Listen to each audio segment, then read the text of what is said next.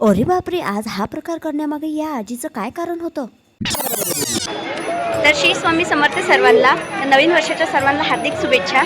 तर आज आम्ही आलेलो आहोत श्री गजानन महाराज विहिरीवर. तर तुम्ही इथे गर्दी बघू शकता.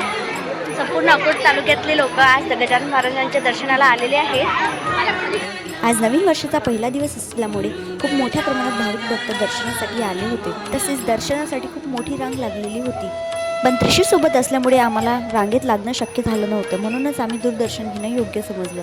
तुम्ही बघू शकता इथे दर्शनासाठी किती मोठी लाईन लागलेली आहे. म्हणून आम्ही दूरदर्शन घेतले, पण दूरदर्शन पण आमचे खूप छान झाले आणि खूप शांततेत झाले. तुम्ही बघू शकता इथून किती शांततेत आमचे दर्शन झाले. आणि ही बघा आपली विदर्भातली खतरो की खिलाडी आजी. आज या आजीला बघून मला तर खूप इन्स्पिरेशन मिळाली. खरंच आपल्या विदर्भातल्या आज्या खूप स्ट्रॉंग आहेत, हे या व्हिडिओमधून तुम्हाला कळतच असेल.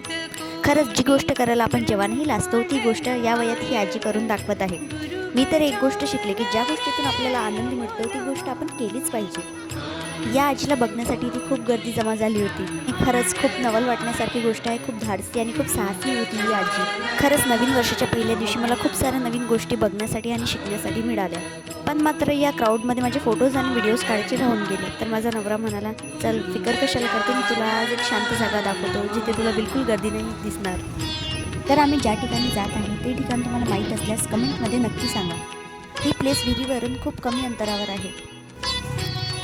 तर तुम्ही बघू शकता विहिरीपासून फक्त 2 मिनिटाच्या अंतरावर असलेला हा सुंदर स्पॉट आहे आणि इथं बिलकुल क्राऊड नाही आहे. बघू शकता. आणि फोटोज वगैरेसाठी खूप सुंदर स्पॉट आहे.